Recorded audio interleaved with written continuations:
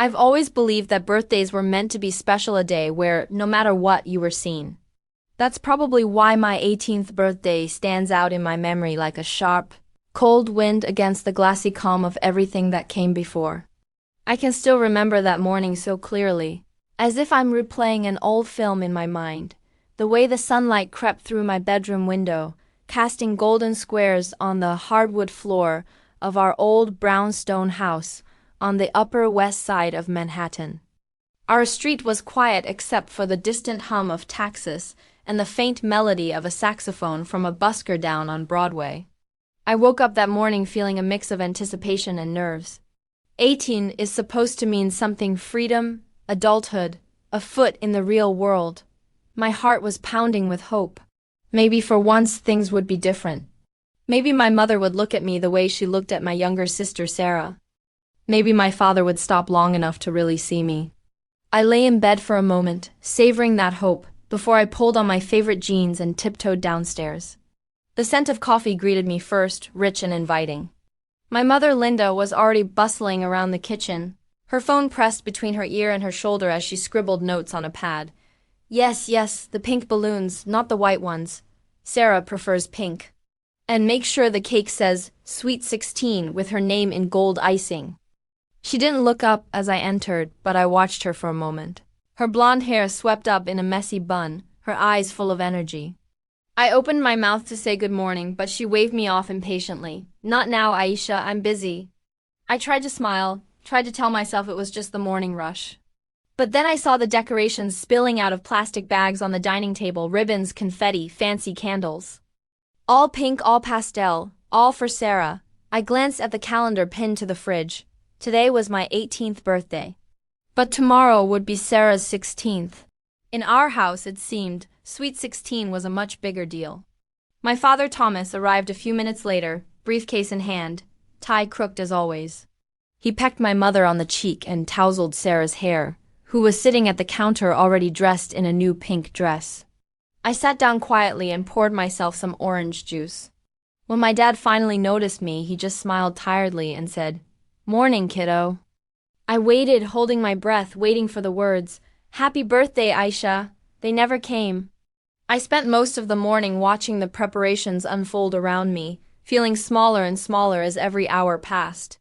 My mother's friends stopped by with bags of gifts for Sarah, all wrapped in shiny paper. Nobody looked at me.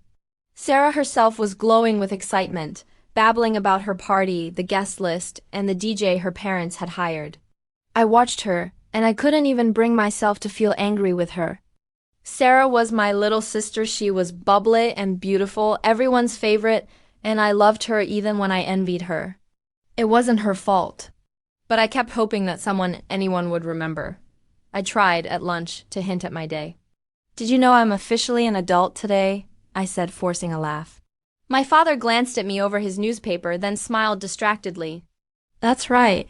Big day for both of my girls this week." My mother didn't even pause from her list-making. "Aisha, could you please run down to the bakery and make sure the order is right? And pick up some extra napkins. Sarah wants everything to be perfect." So, I did as I was told. I took the subway to Brooklyn, my reflection flickering in the dirty windows as I tried to shake off the disappointment. The bakery was loud and warm, filled with the scent of sugar and fresh bread. I handed over my mother's receipt, and the woman behind the counter beamed at me. "Sweet 16, huh? You must be excited." I nodded, not trusting myself to speak. On the way back, I stopped by Central Park and sat on a bench, watching children play and couples walk by, and for a few minutes, I let myself cry. By evening, the house had transformed.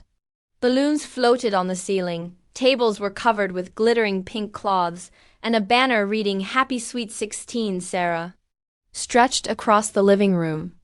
Caterers came and went, filling trays with canapes and glasses with sparkling cider. I slipped into my room and changed into a simple blue dress, nothing fancy, just something that made me feel like myself. As the guests started to arrive, my mother's friends, my father's business partners, Sarah's classmates, I lingered at the edge of the room, unsure where I belonged. The party was loud and bright. Cameras flashed, music thumped, and laughter filled every corner. People hugged Sarah, handed her envelopes stuffed with dollar bills and boxes wrapped in gold. Not a single person glanced my way. I tried to disappear into the wallpaper, but my heart wouldn't let me. At one point, I gathered up the courage to approach my father, who was pouring champagne for his friends. "Dad," I said quietly, "do you think just for a minute you and I could talk?" He looked down at me, distracted and tired.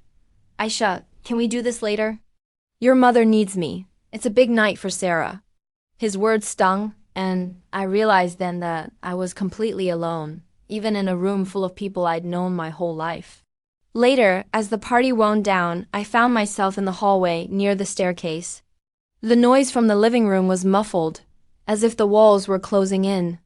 I pressed my back against the wall, sliding down until I was sitting on the floor, knees pulled to my chest. Tears spilled down my face, hot and silent. It wasn't just that they had forgotten my birthday. It was the deeper, quieter pain that I didn't matter enough to be remembered at all. That night, as I lay awake in bed, I made a decision. If my family could forget me, then I could leave them behind. I wouldn't beg for their love anymore. I would build a life where I mattered, where I could look in the mirror and see someone worth celebrating, even if I had to do it alone. Looking back, I think that was the moment I truly grew up, not when I turned 18. But when I finally understood that sometimes you have to walk away to become the person you're meant to be. When I left New York, it wasn't dramatic or loud. I simply packed a worn-out duffel bag with a few clothes, some old notebooks, and the $500 I'd managed to save from my after-school jobs. It was barely enough for a few weeks of living, but it felt like my entire future was folded up in those dollar bills. I bought a bus ticket to Chicago, a city I'd never seen but always imagined as a place of new beginnings. Sitting by the window as the city lights of New York faded behind me, I promised myself that, no matter what, I would never let anyone make me feel invisible again. The bus ride was long, and every mile away from Manhattan felt both terrifying and freeing. I stared at the flat fields of Ohio, watched the dawn light up the sky over Indiana, and wondered if I was making the biggest mistake of my life. When we finally pulled into the Chicago Greyhound station, the city greeted me with a cold November wind, skyscrapers rising in the gray morning, and the faint scent of roasted coffee drifting through the air. I didn't know a single person in Chicago, and I'd never even visited the Midwest before. For the first time in my life, I was truly on my own. I rented a tiny room in a rundown building in Logan Square. The wallpaper was peeling, the radiator clanged at all hours of the night, and the water in the bathroom ran brown for the first few minutes. But it was my first real place. I would lie awake on my narrow bed, listening to the city outside my window, dreaming of the life I was going to build. Those dreams kept me going, even when everything else felt impossible. Work came slowly at first. My resume was short and my experience limited, but I was willing to do anything. I started with double shifts at a 24-hour diner called Lou's, just off Milwaukee Avenue. The pay was minimum wage, and the tips weren't much, but I learned to pour coffee with a steady hand and smile at customers who barely glanced up from their phones. I cleaned tables, took out the trash, and sometimes walked home in the early morning, my legs aching from standing all night. There were days when I wanted to give up, days when my feet were blistered, or when my manager barked at me for missing an order, or when I counted my cash at the end of the week and realized it barely covered rent. But I kept going. I knew I couldn't rely on luck, so I relied on stubbornness. I picked up extra jobs wherever I could, cleaning offices after midnight, delivering flowers on weekends, babysitting for a family down the block. I scrimped on everything. I bought day-old bread from the bakery, made soup from canned beans, and shopped at thrift stores for clothes. Every dollar I earned, I saved. Every tip, no matter how small, went into a jar on my windowsill. I also signed up for business courses at a community college nearby. It wasn't fancy, and sometimes I felt out of place surrounded by teenagers fresh out of high school, but I loved learning. I sat in the front row, asked questions, and took notes until my hand cramped. My professors noticed my determination and encouraged me, sometimes slipping extra articles or case studies into my backpack. I studied late into the night, fueled by vending machine coffee and dreams of starting something of my own one day. Slowly, things began to change. I made friends with a few classmates, Maria from Detroit, who wanted to open her bakery, and James from Milwaukee, who always joked about starting a tech empire from his mom's basement. Their optimism and hustle inspired me.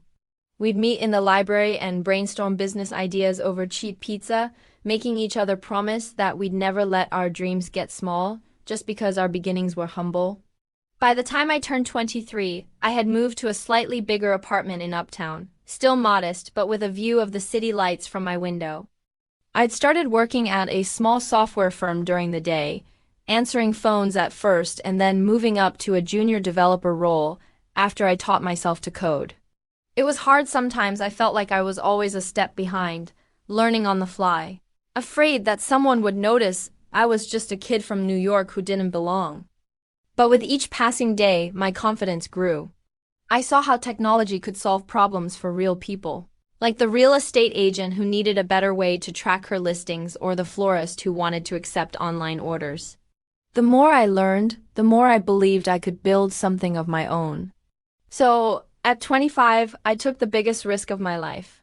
I quit my job, cashed in my savings, and started a small company from my living room. I called it Skybridge Solutions. The name was a reminder to myself to always build bridges, never walls. I offered to design websites and develop small software tools for local businesses. My first clients were people I'd met during my odd jobs. Lou from the diner needed an online menu, and the bakery down the street wanted a digital ordering system. The jobs were small, but each one felt like a victory. There were nights when I worked until dawn, fixing bugs or answering frantic emails. There were months when I worried I'd have to close up shop and find another job at a diner. But I refused to quit. I invested every dollar I earned back into the company, upgrading my computer, hiring Maria to help with design, and even letting James handle the marketing part-time. We were a scrappy team, but we were passionate. Then, one spring, everything changed. I landed my first big contract, a software deal with a real estate firm in downtown Chicago. They needed a custom system to manage their listings, clients, and sales, and I promised them I could deliver. For weeks I barely slept, living on coffee and adrenaline, determined to prove myself. When the project launched successfully and the check cleared for $50,000, I felt like I could finally breathe. Word spread quickly. More clients came, drawn by our reputation for hard work and fair prices. Within a few years, Skybridge Solutions had grown into a real company with an office downtown, a handful of employees, and a client list that stretched across America and even parts of Europe. When I checked our finances and realized we were worth over $2 million, I cried, not because of the money, but because I had done it all myself. I had started over in a city where I was a stranger, turned heartbreak into drive, and built a life on my terms. Chicago became my home, and I finally became someone worth celebrating, not just for my success, but for my courage to begin again. Success has a strange way of reshaping memories. For years, I had tried to forget the brownstone on the Upper West Side, the house that, for so long, felt more like a cage than a home. Yet, as I sat in my office overlooking downtown Chicago, clutching a warm mug of coffee in my hands, a single email yanked me back into my past with a force I hadn't expected. The subject line was simple: foreclosure auction notice, 447 West 89th Street. For a few seconds, I could only stare, the hum of the city outside my window fading into silence. My childhood home was being auctioned off by the bank. It was December, and the Chicago sky was iron gray, thick with the threat of snow. But all I could see, replaying in my mind, was the faded brick of that old Manhattan brownstone, the creak of the stairs, the kitchen where I'd once tried unsuccessfully to bake my birthday cake. It didn't matter how much I had grown, how far I had traveled, or what I had built for myself. Some ghosts don't leave you. I felt a pang, a strange, complicated ache of nostalgia, resentment, and something softer that I didn't want to name. For a long moment, I sat at my desk, letting the shock settle over me. The email was blunt, just a notice from the bank. The house would be auctioned in 2 weeks. No explanation, no apology, just business. I wondered if my parents were still living there, if Sarah had ever felt at home in those rooms, the way I never had. I wondered if they knew who had sent the notice, if they'd been as surprised as I was. I called my assistant, Jenna, into my office and cleared my schedule. "Book me a flight to New York," I said. She looked up, surprised. Family emergency? I hesitated, then nodded. Something like that. I hadn't spoken to my family in years, not since the night I walked out, but this was something I needed to see for myself.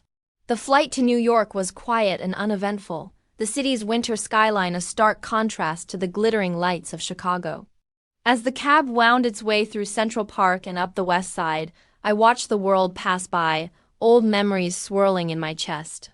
I barely recognized the street as the cab pulled up to the brownstone now weathered, the shutters flaking, the iron gate slightly bent. It looked smaller than I remembered, but isn't that always the way with childhood places? The morning of the auction was bitterly cold. I wrapped myself in a navy blue coat, pulled on a pair of leather gloves, and made my way to the small courthouse where the bank had scheduled the sale. The room was full of strangers, real estate agents, investors, a few curious neighbors, but in the back row, I spotted three faces I could never forget. My mother, Linda, her face drawn and pale, gripping her purse so tightly her knuckles were white. Beside her was Sarah, taller than I remembered, her hair swept into a neat bun. My father, Thomas, sat hunched beside them, shoulders slumped as if he carried the weight of the whole city on his back. They didn't see me at first. I kept to the side, blending in with the crowd, my heart thundering in my chest. Part of me wanted to walk away, to let someone else claim that house and everything it stood for. But another part, stronger, steadier, knew I had to be there, not for them but for myself. The auctioneer's voice echoed in the small room, reading out the details of the sale. Lot 447 West 89th Street. 4 bedrooms, 3 bathrooms, brownstone. Opening bid $1,200,000. My palms were slick with sweat as the bidding began. Numbers flying back and forth between strangers who saw nothing more than an investment opportunity. When my turn came, I raised my paddle and spoke, clear and calm. $1,500,000. A hush fell over the room. The auctioneer looked around, eyebrows raised. No one else bid. Going once, going twice. Sold, he called, gavel striking the podium. To Aisha Parker. I felt everyone's eyes turn to me, but only 3 faces mattered. My mother's mouth fell open, her eyes wide with disbelief. Sarah blinked, recognition dawning slowly, and my father stared at the floor, unable or unwilling to look at me. I thought for a moment that my mother might stand up, rush toward me, and beg for mercy. But she sat frozen, her hands trembling. The bank manager approached, paperwork in hand. I signed the forms, my signature neat and practiced. The same one I'd scrawled on countless business deals, contracts, and checks. But this time, every letter felt like a small act of closure. The house that once held my pain now belonged to me, completely, utterly, and finally. Afterwards, I stood outside the courthouse, the keys heavy in my palm. My family lingered nearby, their voices low and frantic. I caught pieces of their conversation. How could she do this? We have nowhere else to go, but I didn't move toward them. For years I had dreamed of this moment, not out of revenge, but for peace. I wanted to prove to myself that I could survive, even thrive, without their approval. As I turned to leave, Sarah broke away from our parents and called out, her voice soft, uncertain. Aisha, wait. I paused but didn't look back. The city hummed around us. Taxis honking, pedestrians hurrying by, indifferent to our little family drama. Please, she said, her voice cracking. Why are you doing this? I turned at last, meeting her gaze. Because I can, I said simply, because I had to. I slipped the keys into my pocket and walked away, my footsteps echoing off the icy sidewalk. For the first time in my life, I felt truly free. Not because I had won, but because I had chosen myself. Later that day, as I stood in the empty living room of my childhood home, dust motes swirling in the winter sunlight, I let myself remember the girl I had been and the woman I had become. I realized I didn't need their apology. I didn't need anything but this, the knowledge that I was no longer forgotten. I had come back not to seek revenge or even forgiveness, but to claim the part of myself I had left behind. Owning that brownstone was more than a business transaction. It was the end of a story and, quietly, the beginning of a new one. On the morning of my 30th birthday, Manhattan was alive with the pulse of spring yellow cabs zipping down the avenues. Central Park brimming with joggers and laughter. and sunlight shimmering off the glassy facades of the city's tallest buildings. But inside my newly renovated brownstone on West 89th Street, the air was charged with a different kind of anticipation, the kind that only comes when a chapter is closing and something beautiful and bold is about to begin. I stood at the window in my favorite silk robe, staring out at the city that had shaped me, broken me, and, finally, allowed me to become myself. The house was almost unrecognizable from the home of my childhood. After the auction, I poured my heart, and yes, quite a bit of money into restoring it. The floors gleamed with new polish, the crown molding had been lovingly repaired, and the once cramped kitchen now opened into a sunlit dining room filled with art and color. I wanted this house to reflect not just my success, but my resilience, the living proof that I could take something old and broken and turn it into something new. Something beautiful, something entirely my own. The morning of the party, my team of caterers bustled in and out of the kitchen, carrying trays piled high with delicate hors d'oeuvres and miniature cakes, all topped with edible gold leaf. Floral arrangements spilled from every vase. Their scent filled the air with lilac and rose. In the backyard, string lights hung from the trees like stars, ready to glow as dusk approached. Soft jazz played in the background, just loud enough to make me want to dance. For the first time in my life, I felt a kind of peace that was unfamiliar and exhilarating. There was no ache in my chest, no lingering worry that someone would forget me. Every detail of this day had been carefully chosen, not to impress anyone, but simply to celebrate myself and the people who had helped me along the way. I'd invited my closest friends from Chicago, Maria, James, and even Jenna, my assistant turned right hand. Some clients turned friends had flown in from as far as London and Paris, all eager to toast to another year, another milestone. One by one my guests arrived. The entry filled with laughter and the sound of shoes being slipped off, coats being shrugged onto hooks. There was something magical about seeing these people I had chosen, who had chosen me, filling my home with warmth and joy. Maria brought a homemade lemon tart, her arms full of peonies. James, ever the showman, gave me a small box with a note that simply read, "For courage, because you already have everything else." As the house filled with their voices, I realized this was the family I had made for myself. As the afternoon faded into evening, we moved into the backyard, glasses of champagne raised in the soft glow of the lights. Someone made a toast, Maria, I think, and for a moment I felt overwhelmed by gratitude. I thought of all the nights I'd spent alone in a tiny apartment in Chicago, convinced that happiness was something reserved for other people. I thought of the long hours, the disappointments, the steady climb towards something I couldn't yet name. And I thought, too, of the house that had once been the scene of my greatest heartbreak, now transformed into a place of laughter and light. I had told myself I was finished with the past, but the truth was, it wasn't finished with me. Around 9 o'clock, as the last streaks of sunlight faded from the sky and the house buzzed with music and chatter, I heard the faint ring of the doorbell. At first, I ignored it. Everyone who was meant to be here had already arrived. But the ringing continued, insistent and unyielding. I excused myself from the table and made my way through the front hall, my heels silent on the polished wood. I opened the door, and there they were, my mother, Linda, my father, Thomas, and my sister, Sarah, standing uncertainly on the steps. Time had changed them all. My mother's blonde hair was streaked with gray, my father looked smaller than I remembered. And even Sarah, usually so poised, looked nervous and fragile. For a moment, none of us spoke. The city noises carried on around us, distant and indifferent. My mother cleared her throat, her voice trembling. "Aisha," she began, "we heard about your party. We hoped you might let us in. We'd like to talk. To apologize if you'll let us." Behind her, my father shuffled his feet, and Sarah's eyes glistened in the glow of the porch light. "We're sorry, Aisha," Sarah whispered. "We should have been there for you. We were wrong." I stood in the doorway, my heart pounding. For years I had dreamed of this moment, not out of spite, but out of a longing for closure, for a sign that I had at last been seen. And yet, as I looked at the three people who had once been my whole world, I felt no anger. Just a quiet, calm certainty that I didn't owe them anything anymore. "I appreciate that you're here," I said softly, But tonight is for me and the people who stood by me when I had nothing. I hope you understand. My mother's eyes filled with tears, and for the first time she looked truly sorry. My father nodded, silent. Sarah reached out as if to touch my arm, but stopped herself, understanding that some distances can only be crossed in time.